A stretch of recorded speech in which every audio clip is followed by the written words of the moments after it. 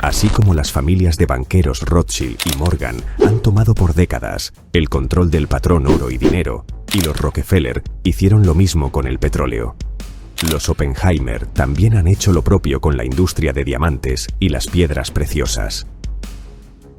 Curiosamente, la mayoría de estas familias que mueven el mundo en las sombras y tienen control sobre los recursos son de linaje judío. Aunque el apellido Oppenheimer tomó relevancia mundial por el físico estadounidense Robert Oppenheimer al desarrollar la bomba atómica y convertirse en el autodenominado destructor de mundos, nada tiene que ver con la multimillonaria y poderosa familia Oppenheimer.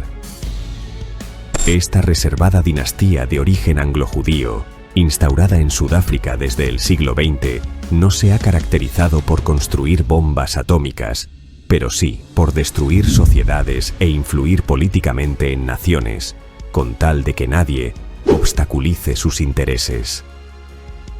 Distribuida en 4 generaciones, han logrado alcanzar y pelear la posición número 1 como la familia más rica de África durante décadas, pero lamentablemente a costa del deceso de decenas de miles de obreros en condiciones infrahumanas para la extracción del codiciado mineral.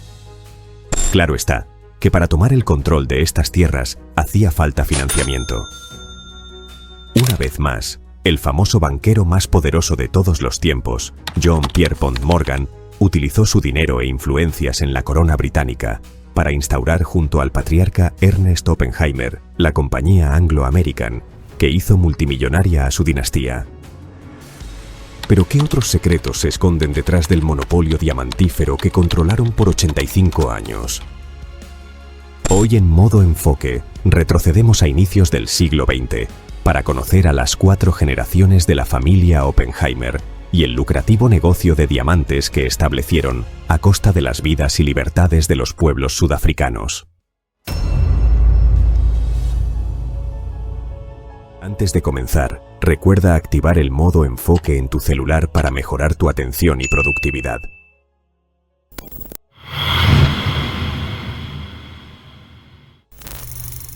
La historia de la dinastía Oppenheimer inicia con el nacimiento de Sir Ernest Oppenheimer, un 22 de mayo de 1880 en Friedberg, por aquel entonces perteneciente al Gran Ducado de Hesse, Alemania.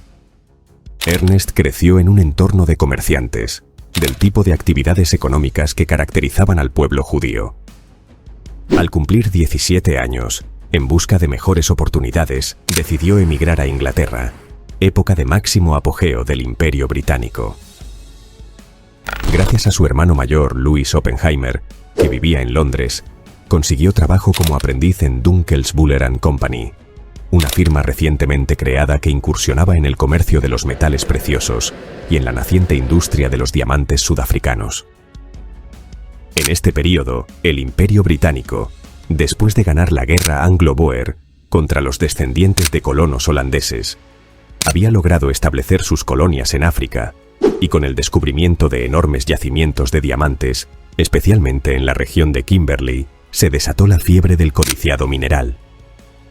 Esta victoria facilitó la atracción de grandes inversiones de capitalistas internacionales interesados en explotar los vastos recursos minerales de la región. A Ernest Oppenheimer le bastaron solo 5 años de servicio en Dunkels Buller & Company para destacarse por sus habilidades en el comercio y la clasificación de diamantes según su pureza y valor. Así, en 1902, fue designado como encargado de la oficina principal de la firma en Kimberley, Sudáfrica, el principal centro neurálgico de la industria de diamantes. Kimberley se había convertido en el centro mundial de piedras preciosas. Décadas antes, un magnate inglés de nombre Cecil Rhodes había fortalecido su compañía de diamantes De Beers, financiada por Rothschild & Co. Este personaje se hizo también de cargos políticos que utilizó para expropiar las tierras de nativos, expandiendo sus minas por diferentes zonas de África. Logró amasar tanto poder que su compañía hasta 1900 controlaba casi la totalidad de la extracción de diamantes a nivel mundial. Incluso, una república llevó su nombre, la República de Rodesia, actual Zambia y Zimbabue. Aunque el poder no le duró mucho. Cecil Rhodes falleció en 1902, apenas a los 48 años de edad, dejando al monopolio de Beers en manos de accionistas y de Alfred Bate, otro magnate minero. Desde su llegada a tierras sudafricanas, justo el mismo año en que Cecil falleció, Ernest se esforzó por labrar una reputación como especialista en la clasificación de diamantes, logrando llevar a la Dunkels Buller & Company ser considerada una competencia directa de De Beers. Sin embargo, sus ambiciones iban más allá. Tras 15 años de trabajar en la compañía, optó por permanecer en Sudáfrica y se hizo de una cartera de contactos e inversores que fueron atraídos por la industria de diamantes. En 1917 convenció a diversos capitalistas, entre ellos al entonces hombre más rico del mundo, J.P. Morgan, para establecer una enorme corporación especializada solo en diamantes.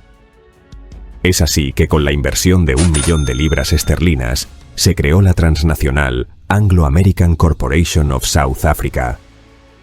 El nacimiento de la Anglo-American representó la decadencia para su antigua compañía, que se vio obligada a centrarse solo en el oro, y a su vez representó la mayor competencia para De Beers. Pero, ¿por qué Sudáfrica era tan rentable para estos personajes?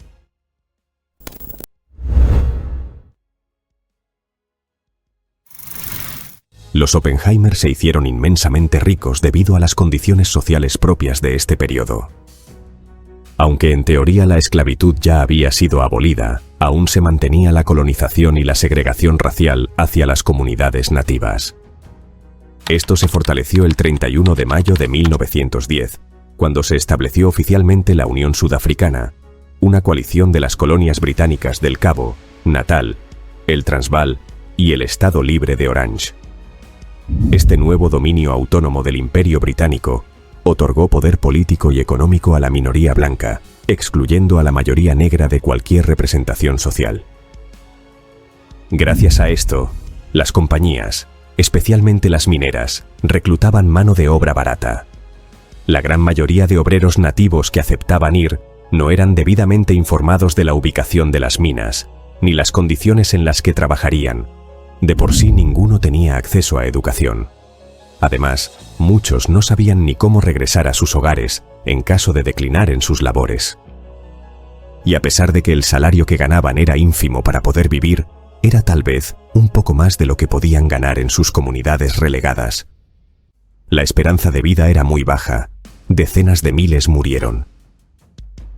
Por si eso no fuera suficiente, las tierras donde se encontraban nuevos yacimientos mineros o eran compradas a precios ridículos o eran expropiadas. Esto último se fortalecía con la política. Solo los blancos tenían derecho a voto, y muchos empresarios electos presentaban proyectos políticos que beneficiaban a sus industrias. Ernest Oppenheimer, luego de fundar la Anglo-American, alcanzó la riqueza absoluta. Solo en el periodo posterior a la fundación y antes del periodo de la Gran Depresión, empezó a adquirir tierras mineras y, a la par, acciones de su principal competencia, De Beers. Ernest sabía que si controlaba De Beers, podría controlar la industria mundial del diamante, pues solo en Brasil e India existían industrias diamantíferas, pero nada comparado a lo establecido en África. Al mismo tiempo, entró en política. Gracias al poder como empresario e influencias, entró al Parlamento sudafricano por el distrito de Kimberley en 1924, abogando por políticas que favorecían a la industria minera, como leyes que permitían la explotación de mano de obra barata, la minimización de regulaciones que podrían aumentar los costos operativos y la facilidad de inversión para atraer capital extranjero.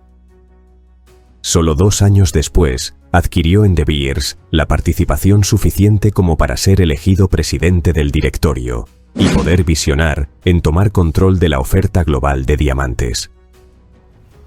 Como presidente, promovió la centralización de la comercialización de diamantes a través del Central Selling Organizations, CSO.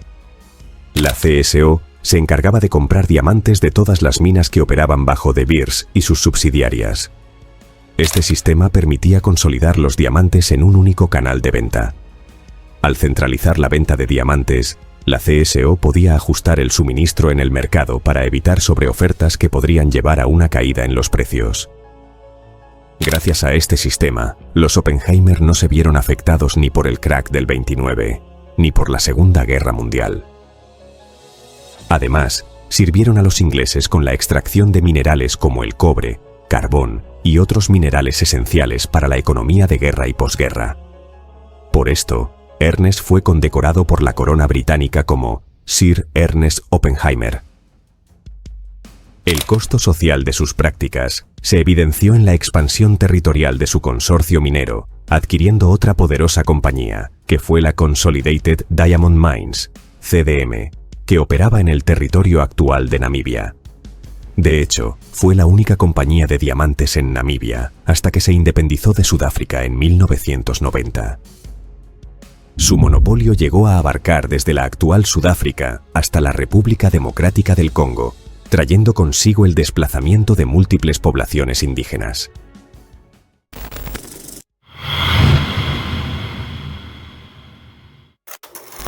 Después de la Segunda Guerra Mundial, hubo un aumento en la demanda de diamantes, impulsado por la prosperidad económica y el crecimiento de la clase media en Estados Unidos y Europa.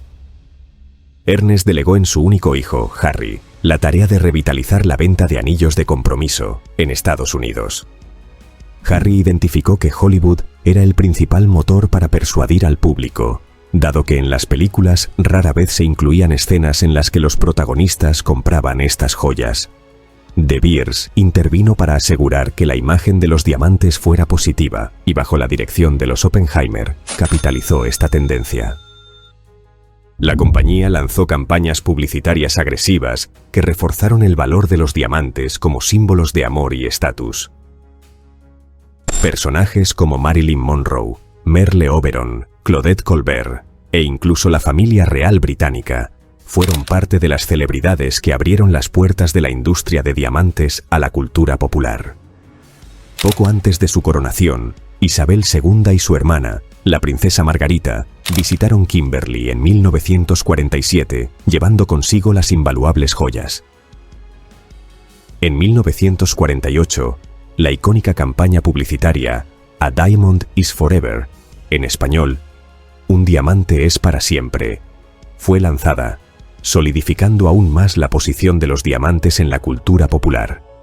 Esta frase, concebida por la agencia N.W. Ayer & Son, se convirtió en una de las más reconocidas y duraderas en la historia de la publicidad. Un 25 de noviembre de 1957, el magnate Ernest Oppenheimer falleció, dejando en las manos de Harry un imperio global consolidado. Con Harry a la cabeza de De Beers y Anglo American, el monopolio se extendió hasta adquirir minas en Canadá, Brasil, Venezuela e India. Sin embargo, las controvertidas prácticas no cesaron. Desde 1948 en Sudáfrica se estableció oficialmente el apartheid, y aunque en teoría los Oppenheimer se mostraban en contra de esta desigualdad social, fue en ese periodo donde más creció su imperio minero.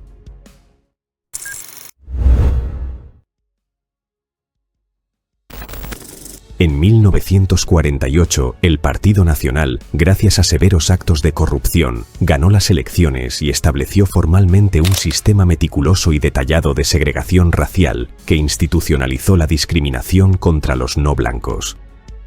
Desde la movilidad, educación, empleo y vida cotidiana de los sudafricanos negros, indios y mestizos. Era tal el nivel de separación que hasta en las veredas se señalizaban por dónde debía caminar cada estrato social. Empresas como Anglo American y De Beers operaron dentro de este sistema. Aunque los Oppenheimer no apoyaron públicamente el apartheid y evidenciaron un cierto rechazo a las desigualdades, sus acciones decían todo lo contrario, pues sus empresas se beneficiaron de las políticas laborales y económicas del régimen. En la década de 1950 hasta 1970, organizaciones como el Congreso Nacional Africano, ANC, y figuras como Nelson Mandela lideraron la resistencia contra el apartheid. La resistencia incluyó protestas pacíficas, huelgas y, eventualmente, actos de sabotaje. Sin embargo, el gobierno respondió con una represión severa, incluyendo detenciones como la de Nelson Mandela, así como torturas y asesinatos de líderes de la resistencia. A la par, una ola de movimientos independentistas recorrió África, resultando en la independencia de muchas naciones africanas. De por sí, 1960 se conoció como el Año de África, donde se dio la independencia de naciones como Camerún, Senegal, Congo, Somalia, Costa de Marfil, etc. En la década de 1980, la presión internacional aumentó con sanciones económicas severas que afectaron las inversiones y la economía, desencadenando en un ferviente descontento social. En medio de protestas, un 11 de febrero de 1990, Nelson Mandela fue puesto en libertad luego de 27 años. Este hecho, junto con la legalización del Congreso Nacional Africano, dio paso a la transición democrática y fin del apartheid. En abril de 1994, Sudáfrica celebró sus primeras elecciones multinacionales, siendo electo Nelson Mandela, el primer presidente negro de Sudáfrica. Aún hasta el día de hoy, este crudo e inenarrable periodo que evidenció la peor cara de la humanidad mantiene ciertas secuelas entre la sociedad moderna sudafricana. ¿Y cómo actuaron los Oppenheimer? A pesar de mostrarse en contra de este periodo públicamente, incluso posando en postales junto a líderes de la resistencia, no les tembló la mano, ni a Harry ni al hijo, Nicky Oppenheimer, para negociar con los comunistas de la URSS, para comprarles la, por entonces recientemente descubierta, mina de diamantes de Siberia, evitando que las sanciones económicas impuestas por la sociedad internacional afecte sus inversiones en sobremanera.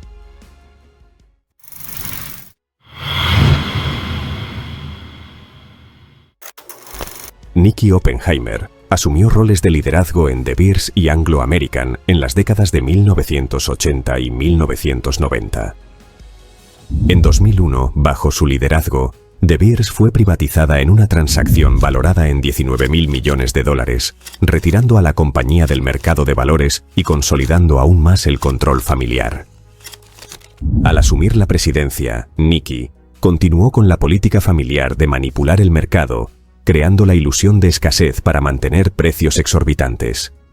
Así, continuaron controlando todo el proceso desde la extracción hasta la venta, multiplicando su fortuna. No obstante, desde la dirección de Nicky Oppenheimer, la familia fue señalada públicamente por los famosos diamantes de sangre o diamantes de conflicto. Estos son diamantes extraídos en zonas de guerra, en condiciones inhumanas, y vendidos para financiar conflictos armados. Aunque De Beers ha tomado medidas desde que esta práctica se popularizó en 1990 para frenar el contrabando, la empresa ha sido acusada de no hacer lo suficiente para evitar que los diamantes de conflicto ingresen al mercado legal. En 2003, se implementó el proceso de Kimberley, un esquema de certificación internacional diseñado para evitar que los diamantes de conflicto entren en el mercado global, pero sin grandes resultados. De cualquier modo, desde su gigantesca residencia en Johannesburgo, Brenthurst Gardens, los Oppenheimer han dictado siempre los destinos de toda la industria diamantífera. Sin embargo, es imprescindible señalar que en 2012, la familia, increíblemente, optó por vender su participación del 40% en De Beers al grupo Anglo American por más de $5.000 millones. Este hito puso fin a más de 85 años de control familiar directo sobre la compañía de diamantes y la industria en general. Se especula que un gran motivo de esto fue porque Jonathan Oppenheimer, el último de la dinastía, nunca fue tomado en cuenta por el directorio para ser presidente de la Anglo American. Desde la venta, los Oppenheimer han enfocado su atención en otros intereses empresariales e inversiones a través de su compañía de inversiones, Stockdale Street, y la Fundación Brenthurst, que promueve el desarrollo económico en África. Aunque han hecho diversas acciones filantrópicas en Sudáfrica, en campos como la educación, el medio ambiente o la salud, no se puede tapar el hecho del enorme costo social que trajo consigo el amasar su enorme riqueza. Así concluimos la conflictiva e importante historia de la poderosa familia Oppenheimer, una dinastía que monopolizó toda una industria, a costa de la vida y libertades de miles de personas y sociedades. No olvides dejarnos tus comentarios con las lecciones que aplicarás a tu vida personal como financiera, así como sugerencias para más contenido. Si te ha interesado la historia de la familia Oppenheimer, te invitamos a suscribirte a nuestro canal y activar la campanita de notificaciones para explorar la vida y logros de otros grandes personajes de la historia desde una perspectiva empresarial.